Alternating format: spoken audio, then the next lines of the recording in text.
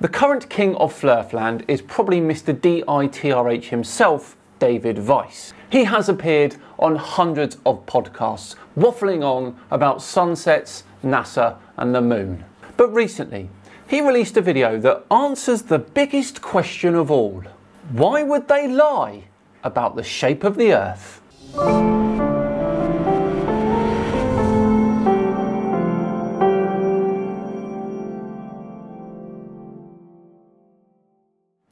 Hello all and welcome along to another episode of Flat Earth Friday with me, Simon Dan. Thank you very much for joining me. Before we begin today, a big thank you to the sponsors of this video, Extra Wallets. Extra is known for inventing the first trackable wallet, and now they're on a mission to upgrade the rest of your carry essentials with sustainable wallets, bags and accessories that help you get the most out of your day. It's half the size of a conventional wallet, but it carries over 12 cards plus cash. You can access all your cards at the click of a button with this signature trigger mechanism here.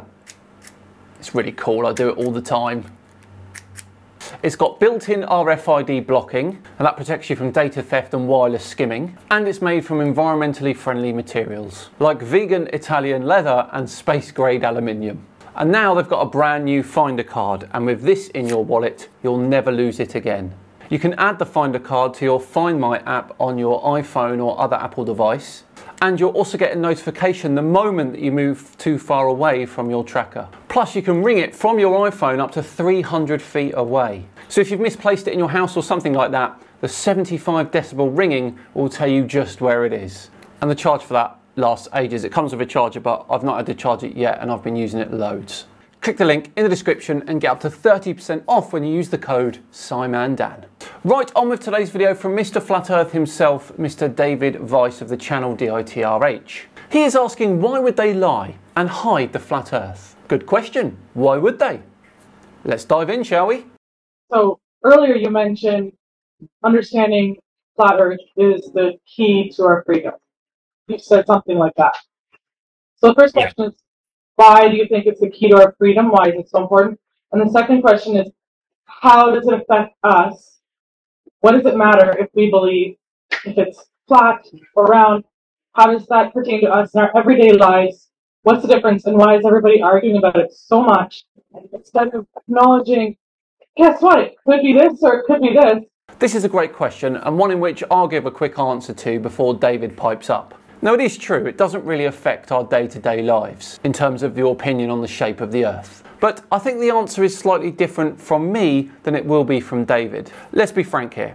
If you believe the Earth to be flat, you are wrong. That is an objective certainty. But the thing is, with your flat Earth beliefs comes extra conspiratorial baggage. You may also think that we never went to the moon, or that chemtrails are real, or that space itself is fake, or that traditional medicine does not work. It is the whole package that is dangerous.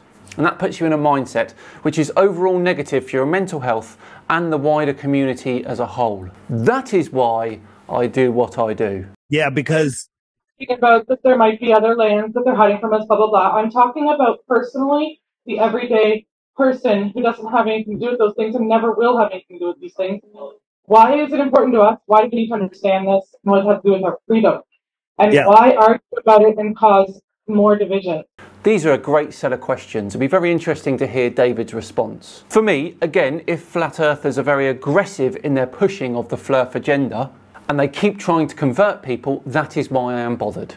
Well, right. Well, it's because we live in a very spiritual world, and this is a satanic lie, and there's a lot of evil in the world, and the way they get away with all this evil is people can't imagine that evil exists. Therefore, if they can't imagine it, it'll just happen, and it'll get around them. Worst answer ever. Seriously, spirituality has got nothing to do with it. We are doing science, demonstrable fact, not spirituality. What difference does the shape of the world make? Well, there is no difference. It does make a difference, the shape. It's the lie that matters. What difference does it make? I have to go to work on Monday. I said it. I said all the things, right? I worked my way up through corporate America. I started my own business, super successful. I had a great situation, making tons of money, American dream. I got the whole thing. And now you talk about nonsensical beliefs on podcasts all day long. The thing is, it is about the shape of the Earth. You can't just say it's about the lie. especially when you're incorrect about your assumptions. And I walked away from it all because this is the most important topic of our time. This is the one that unplugs us from the matrix. This is the one that frees us from the tyranny that's going on. What difference does it make? Well, there's a thing where he who created it owns it. So we're born into God's world, into nature, into the natural world. That's your belief, and you can have that, honestly. But you cannot use that belief to justify an opinion on the shape of the earth. You just can't. And there's natural law, and we are inheritors of this realm equally. But the controllers have made it where they immediately register us to a corporation at birth, and they'll tell us we live on this spinning ball. And if you live on their ball field, you play with their rules. And that's how they control us. You must pay your taxes. Oh, really? How come? Well, I imagine it's to contribute some of my earnings to the community and help others who are less fortunate than me. No, it's because the earth is a globe. Oh, right, great.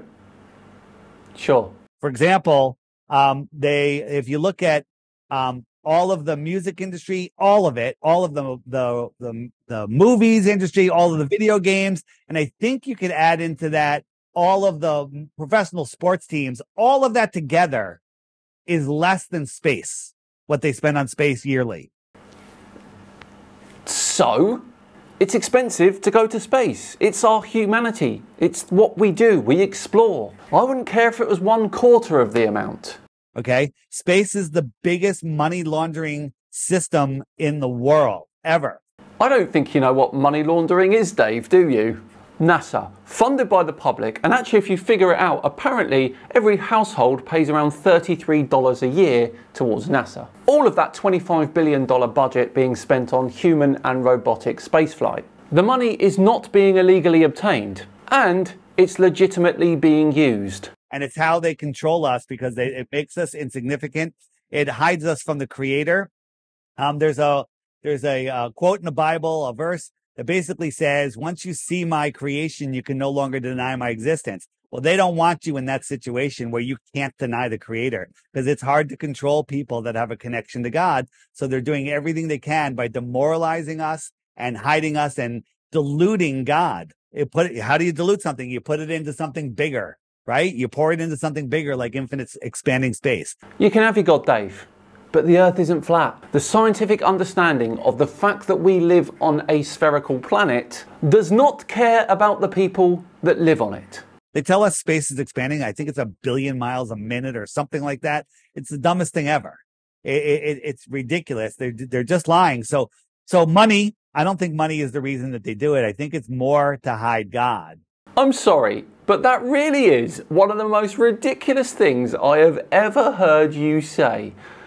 And I've heard you say a lot. You think that they want us to believe we live on a globe so they can hide God. Over 5 billion people on Earth believe in a type of God. And almost all of those 5 billion believe we live on a spherical planet. And what else I got here? So if also, you know, as I was saying before, your thoughts create your reality. If you're trapped in a globe of limitations, if you're afraid that they're going to start a nuclear war and don't realize that nuclear bombs don't exist as described. Oh, nope. That is the most ridiculous thing I've ever heard you say. Really? Nuclear bombs are fake now? I just can't anymore, Dave. If you think that we're overpopulated, maybe you won't have have more kids. It's all about population control. I believe that in the old world, if you start looking into that, there's tons of stuff on the app about it. That there was trillions of people here. Trillions. Okay? Not billions. Trillions. Oh, no, you've done it again. Trillions. Trillions, Dave. So let's just explore how ridiculous that statement is for a second. Let's assume when you say trillions, you're saying 3 trillion. That's a nice safe number, isn't it? The current population of around 8 billion is 0.27% of 3 trillion. If there were 3 trillion people on this planet, they would only have around 50 square meters each to live in. That is the size of this room, each. Forget about farmland. Forget about any sort of industrial estates. Forget about anything other than residential. This office each. And then there's so much evidence of that. It's unreal. Is there? Like what? All the abandoned cities and housing. Not to mention the farmland required for such a population. Oh no, hang on a sec. They're all living in a 50 square meter section each. But if you live in a small world, you have small thoughts, and it limits your imagination. It limits your creative ability. And if you live in fear, your ability to manifest is not nearly as strong. So, what difference does it make? If you lived, let's say you lived in a building, all right? Let's say there's this cool building. They're building that line out in Saudi Arabia, whatever it's called. Well, imagine a building 500 miles long by 500 miles wide, and it's 400 stories tall. Okay, cool. You're born in there. There's football stadiums in there. There's colleges in there. There's Costco's in there. There's trains in there. There might even be airplanes. 500 miles. That's pretty far, right? So this is a giant building. But every time you get within a mile of the outside wall, there's military there that goes, no, you can't go there. We have to protect the penguins. There's penguins that live out there. You see, this is what annoys me about flat earthers. Without the film The Truman Show, Dave Weiss never comes up with that analogy. It's like the Matrix people. Where's your theory without the Wachowski brothers? At the time of making the film, of course, they were brothers, but not now. Right? And there's ice. We don't want you infecting the ice. And you're like, okay. And then somebody goes, there's more out there. There's more. And you're like, what difference does it make? I'm fine right here in my little ball, right? They don't want you to know. What you have literally just described there is how we perceive the exploration of space. We want to know. We want to go further. We want to explore outside this planet that we live on. You should be embracing that, Dave, if this is how you truly think. I think we've heard all that we can from Dave today. What a ride that was. What do you all think of David's comments there? Let me know in our comments below. But for now, we're all done and debunked on another Flat Earth Friday. Thanks so much for watching. As always, it's truly appreciated. We really are on the march for 550,000 subscribers now. It really has started to explode again. Thank you so much if you have subscribed recently. It is appreciated. If you enjoyed this one, consider subscribing too. And of course, hitting that thumbs up as well. Just enough time to once again thank Extra for sponsoring today's video. Remember, click the link in the description and get up to 30% off when you use the code SIMANDAN. I've been Simon Dan. Have yourselves a cracking day, and I'll see you all tomorrow for another Saturday session. See you then.